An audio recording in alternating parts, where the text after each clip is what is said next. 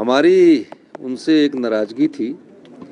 वो नाराज़गी ये थी कि बिना संवाद किए हमारे जो एससीए स्टूडेंट्स हैं, हमारे जो उन्होंने स्ट्राइक की है। तो मैंने पूछा कि आपने बात क्यों नहीं की। तो कन्फ्यूजन ये था कि जो कॉन्ट्रैक्ट पर लगे हुए हमारे डॉक्टर हैं, उनका भी एनपीए बंद हो गया है। तो हमने वो स्पष्टीकरण दिया कि जो कॉन्ट्रैक्ट पर लगे हुए डॉक्टर है उनका कोई एनपीए बंद नहीं हुआ है। फिर हमने पूछा कि आपने स्ट्राइक क्यों की। तो स्ट्राइक करने वाले जो डॉक्टर थे उन सबको एनपीए मिल रहा था। तो उनकी कुछ मांगे थी। उन सब मांगों के बारे में हमने विचार विमर्श किया, जिसमें जो प्रिंसिपल्स को पावर्स की बात है, उस संदर्भ में हमने नीतिगत फैसला किया है कि उसको कॉलेज के डे रूटीन्स के काम चलाने के लिए फैसला किया कि उनको उस पावर को डेलीगेट किया जाएगा। दूसरा, कुछ कैडर का इश्यूज़ है, उस कैडर के इशू में प्रमोशंस के इश्यूज एफिलेटेड है, उसको भी सरकार ने कहा है कि हम इसको जो भी उसमें गलतियां हैं उसमें सुधार करके उसमें आगे बढ़ा जाएगा, डीपीसी की जाएगी।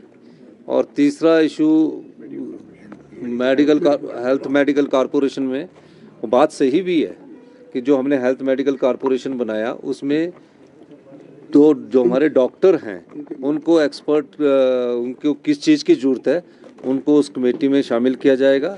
और चौथा जो जिनकी अभी रिक्रूटमेंट नहीं हुई है,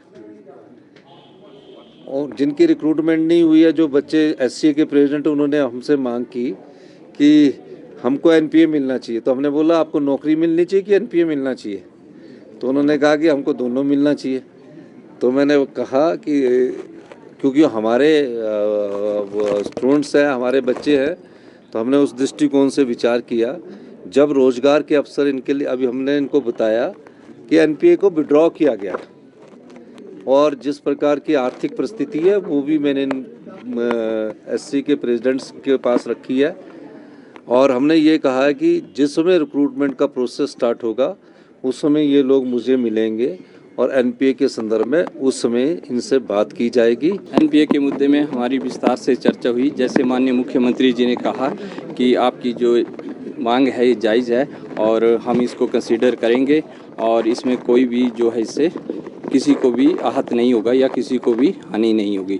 तो जैसे सरकार ने बोला है तो हम अगर जल्दी से इसकी अधिसूचना जो है डी नोटिफाई करके हमारे पक्ष में ली जाती है तो हम अपनी स्वास्थ्य सेवाएं सुचारू रूप से देंगे और दे भी रहे हैं हम।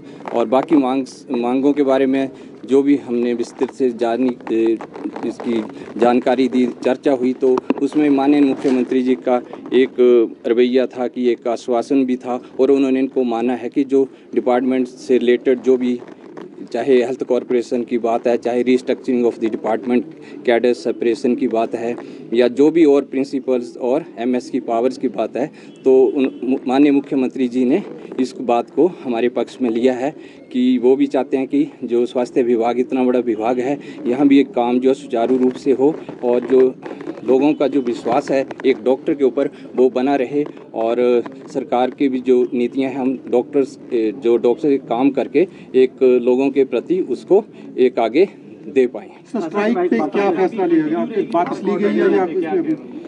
तो जैसे हमें आश्वासन मिला है सरकार से और इतने सौहार्दपूर्ण के माहौल में हमारी बातें सुनी गई, जो एनपीए का इशू था और इसके अलावा और भी बहुत से इश्यूज थे जो डिपार्टमेंट के थे, उसमें भी बहुत गहन चिंतन हुई है और उन्होंने बताया कि हम सारी डिमांड्स को हम एक विस्तृत उसको डिस्कशन के बाद उनको कंसीडर करेंगे। और कुछ को तो मान लिया ना, कुछ को तो मान ही लिया, अभी मान लिया और वार्ता में मान लिया। तो हम बहुत धन्यवाद करते हैं सरकार का, माननीय मुख्यमंत्री जी का और माननीय स्वास्थ्य मंत्री जी और माननीय उद्योग मंत्री हर्षवर्धन जी का और जो लोग हमारे इसमें आप लोग आए सबका, तो हम भी चाहते हैं कि अगर सारी सरकार हमारी मांगों के तो हम इस जब सरकार ने बोल दिया, मुख्यमंत्री जी का कहना ही बहुत होता है, जब इन्होंने बोल दिया तो हमें स्ट्राइक को आगे जाने का औचित्य नहीं है।